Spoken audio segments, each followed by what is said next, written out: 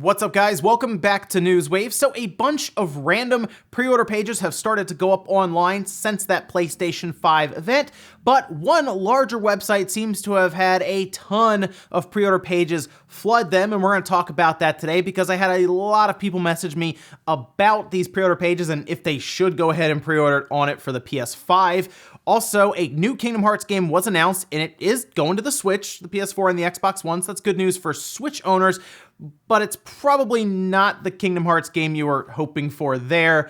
And, well, Nintendo decided to be Nintendo once again and release a random game that seems to promote exercising in, like, the middle of the night. Yeah, it's Nintendo, all right. As always, guys, if you enjoy these videos, make sure you hit the like button, helps out a ton. If you're brand new here, hit the red subscribe button down below as we head towards 500,000 subscribers. And we're going to start today with an event happening about an hour or so after this video goes live, and that is a Pokemon event. They tweeted this out here. It says, "Sounds to us like you should tune in tomorrow at 6 a.m. Pacific time for Pokemon Presents. What do you think, trainers?" Now, of course, the DLC should be out today. I'm not 100% sure on the time. I think it's probably going to be around this presentation, maybe a little after. So most likely what we're going to see at this event is just probably information on the DLC. I mean, I'm seeing some wild stuff already, like people hoping that, oh, they're going to announce like Diamond and Pearl remakes here, or the next Pokemon game, or maybe Pokemon Sleep. To be honest, it's supposed to be like a 10 or 11 minute presentation. It's probably just going to be about the DLC that's launching today, and then the DLC that's going to be launching later this year. Because remember, this is just the first part for the expansion pass. The second part will be later on, and it'll kind of act like their holiday release, if you will, for the Pokemon Company. Unfortunately, I think expectations will be a bit too high for this presentation, and then we'll get to the end and everyone will be disappointed that there won't be a Diamond and Pearl remake.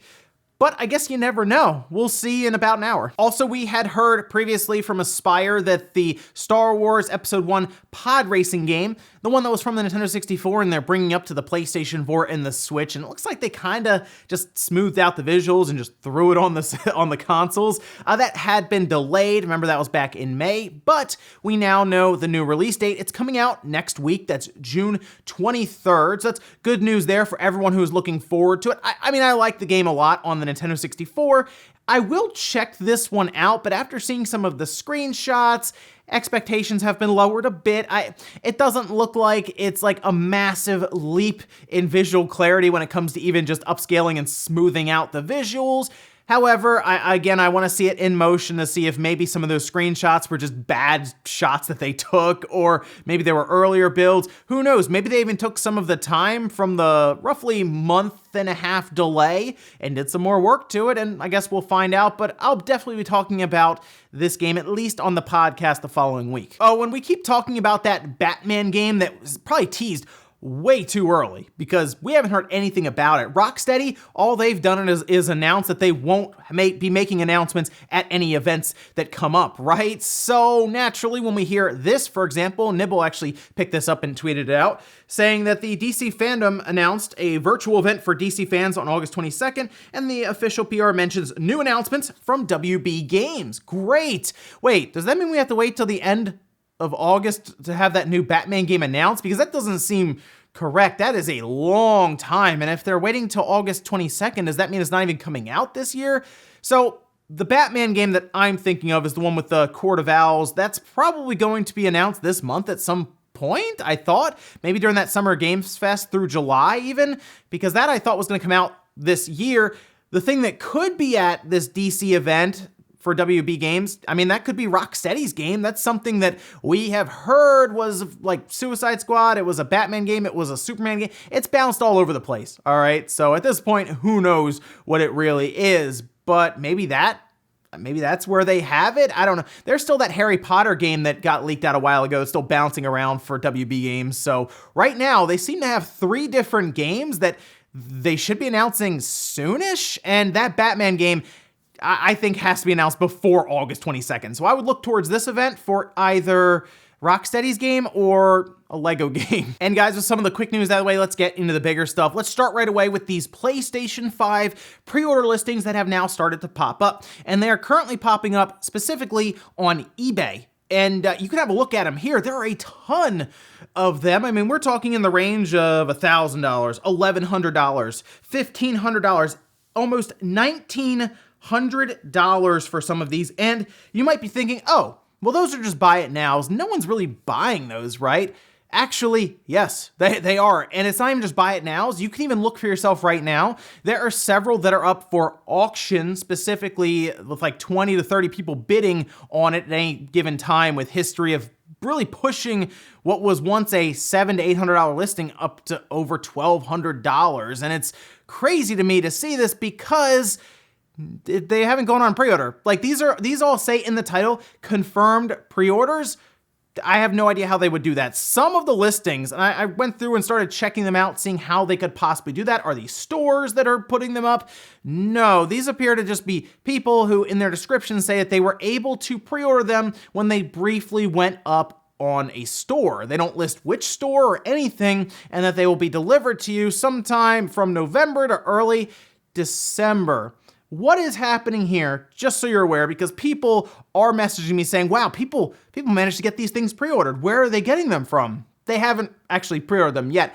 I have checked in. If you missed it on the second channel, I talked about this previously, that I checked in with, we'll say, people who run different stores who have access to the largest wholesaler in the US currently who would deal with any of these systems, and they don't even know anything outside of PlayStation 5 temp listing. Like that's it. They don't even have digital and physical, for like the disk drive and the all digital one. They don't have those separated right now in their system. So I have no idea how anyone on eBay, specifically just random people, would have access to any type of pre-order. Which leads me to believe that what you are seeing here are literal scalpers before the system is even up for pre-order, for sale, or even in stock. Yes, so, I mean, it seems to be working for people on eBay now who are trying to do this because let's say they get $1,500, the system shows up and it's $500 and they're able to go stand in line for it. They could probably pick up 3 of them, send you one, and then resell the other 2. It's something else to see this, is what I will say. It's not uncommon when you have the receipt in hand to be reselling that online, but we're not even to that stage yet. In fact, at that point, they'll even take a picture of the receipt with any of the important information kind of like Sharpied out. That way they can at least show you that they have a receipt in hand for when it comes out. But we're not even there yet. That is just the crazy hype that we are seeing right now for the PlayStation 5. And it's unfortunate because we do see people right now taking advantage of the situation and selling something they don't have yet for nearly 4 times, we believe, the value of the PlayStation 5. Next up, let's talk about Nintendo and their brand new game, massive response to the PlayStation 5 and the inevitable July Xbox event, and that is Jump Rope Challenge. Yes, that is it. They just released it randomly the other night. Just like, it was at like 10 or 11 o'clock my time. I checked Twitter and they're like, oh, Jump Rope Challenge. Brand new game that developers in Japan had actually created to help kind of exercise at home. And I will say, it's a pretty neat idea. I mean, it's available free. You just go on the eShop, you download it, and it's a very simple application. You take a Joy-Con or 2, depending on how many people are even playing, because you can do multiplayer, and you kind of just mimic jumping rope. Like that's kind of it. They count it, and they have a fun little character there that'll jump around, and they'll do these little backgrounds, and then they have daily challenges. It's kind of like a little bit of a breakaway, I guess you could say, from like Ring Fit or Wii Fit or any of that, right? Where it's just a fun little application to help you kind of exercise and, I guess, keep in shape during times of quarantine. They were probably, it says, Nintendo specifically says they were working from home and they were looking for ways to exercise, so they kind of kicked around the idea of creating this for the Switch. I guess Nintendo liked it enough to say, hey, let's release it because you guys made something really fun. We'll make it free, and it's a limited time application according to Nintendo through September, so I don't know if that means it disappears or if at that point they re-release it and start charging money for it. Not sure. I would at least download it though, because if it goes away, it might be worth just having on your Switch as, I guess, a digital collector's item. However, this has kind of brought back the idea of what is Nintendo exactly doing right now? Because of course we have the Pokemon DLC that's releasing today, and then we have Paper Mario next month, but then beyond that, there's nothing. There's the second part of the Pokemon DLC, but normally this time of year, we would have just got done a massive E3 Direct and probably have the rest of this year kind of etched out, nice little roadmap for the rest of the year, maybe even going into early next year.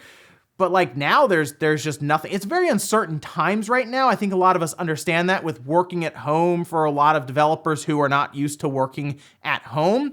But Nintendo had previously, according to rumors, had a whole Mario thing planned out. So maybe they still do somewhat, and we could have some Twitter announcements coming up this week or the following week before the Xbox event. But it's going to be strange if we get the Paper Mario, that comes out, and then we're all just kind of hanging out with the Switch and we're like, wow, there's really nothing dated beyond Paper Mario.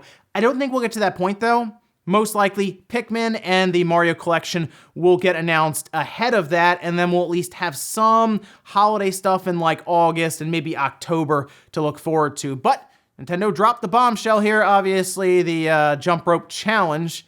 It's available now. Next up, let's talk about Kingdom Hearts Melody of Memory. It's a new Kingdom Hearts game that's coming out in 2020. It's coming to the Xbox, the PlayStation 4, and the Nintendo Switch. So that's right, you know what that means. Yes, of course, Sora is coming to Smash. Probably will be the last character, so, don't forget that when that happens at some point, I guess, next year. But looking at this game, it is certainly not a traditional Kingdom Hearts game. It appears to be almost like, I guess, just a rhythm-based game, and you know what? It looks fun.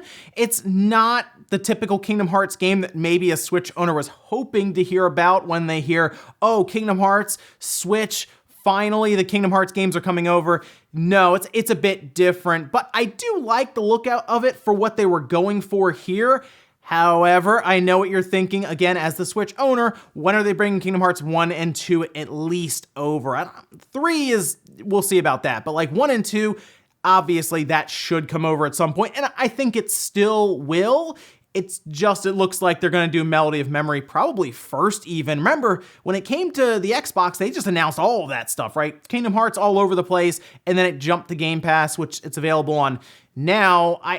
They'll come, I think, in time. Just, I would look at Melody of Memory, which again, looks interesting enough. They did detail on their website that they'll have a ton of really fun songs. Looked like some were even just straight up Disney songs. It was kind of neat to see that. And they'll even have online battle modes as well for up to 4 players. So for what it is, looks pretty cool. But yes, like I said, hold out for Kingdom Hearts 1 and 2 because Square has been pretty good with the Switch, and I think they are kind of sizing it up right now to move some Kingdom Hearts games over. It's just gonna, I guess, take a little bit of time. And in our last bit of news, let's talk about Nintendo's, I guess, latest push to try to get rid of mod chips and hacking for the Switch. It's an interesting thing because I am curious what your take is on this situation. Now, look, we've of course heard about the mod chips from Team Executor and others, and we've seen Nintendo go after resellers to try to just get rid of these chips completely, and I think people always look at that and say, well, they don't want these chips sold, so they're going about some way to get rid of them, which is pretty much to kind of scare, through legal terms, these different shops into just not carrying it because it's just not worth it, right? You don't want to go to court over something that you might sell like 100 of, and then, oh wait, double the amount of money that you made in revenue for those chips is going to have to be paid out to lawyers to be able to defend yourself in court.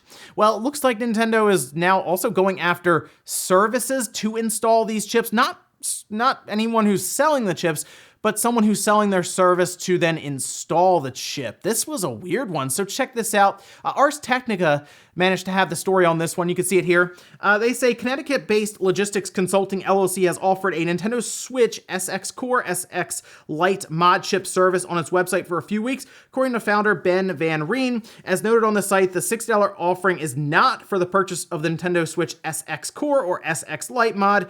We don't make the mod or sell the mod, just the installation service. Now, what happened was, according to them, they had to stop doing that installation service because they are currently talking with Nintendo lawyers, which means, yes, the Nintendo ninjas were deployed, and most likely he got a cease and desist, and he's trying to figure out if it's worth going forward with, well, I guess just soldering chips in. Like I said, he's not necessarily selling the chip or anything, but I guess according to Nintendo, he's enabling them to circumvent their overall security, which of course would then allow people to pirate games, and I guess at that point would threaten Nintendo's bottom line. That's of course what it comes down to.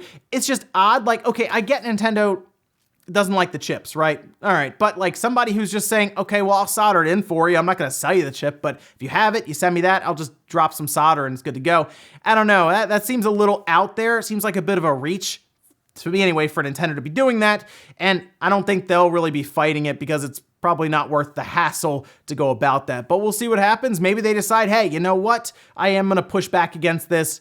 I don't think so, though. So it's a strange thing to see from Nintendo, and I'm curious what you think about this, because I'm not as versed in the law when it comes to, according to Nintendo, the DMCA and all of this, so let me know what you think about this down below. And we'll finish up with a comment of the day, as you're seeing here. This is from Nova, saying, the fact RE Village isn't coming to current gen shows many devs might think similar to that. Maybe install base isn't everything. I wonder how many third-party ports the Switch will lose out on now. Okay, so the third-party Switch port thing is interesting because we've already had a lot of third-party stuff recently announced and it hasn't gone to the Switch, which could have to do with development time and COVID and all this stuff kind of messing things up. So I'm gonna be curious to see how that goes down in the next year after these new consoles release, and then I think we can gauge on how all of this is gonna play out for Nintendo and if they should look to maybe start working towards their next-gen Switch now that the hybrid concept has proven to be successful. But as for Capcom, I think it's sometimes a good idea to have at least a game that is there at launch for a system to take advantage of the early install base that is just looking for something really cool to play on the brand new system that takes advantage of it. I mean, if you have enough people there with the newer stuff that Microsoft and Sony are certainly trying to push people towards, more so Sony than Microsoft. I mean, even if there's like 5 million people there, but they all want it, you're gonna sell 5 million copies, and that's pretty good either way. Ladies and gentlemen, that's gonna do it here for Newswave. If you enjoyed this video, guys, hit the like button, it really helps out. If not, hit the dislike. Leave comments down below about everything we talked about today, whether it's Nintendo's brand new stealth drop, which is a jump rope challenge. It's interesting. Let me know if you download it and you tried it out. Also, what about the PlayStation 5 pre-orders? I feel like we've seen this before with eBay before systems came out. I don't know if this happened with like the PlayStation 4 Pro or even just the base PS4 and the Xbox One, but if you have experience with this, let me know about that down below. And is Nintendo wrong to go after someone who is just there to install the chip, not actually sell you the chip? Thanks guys for watching, and I'll see you next time.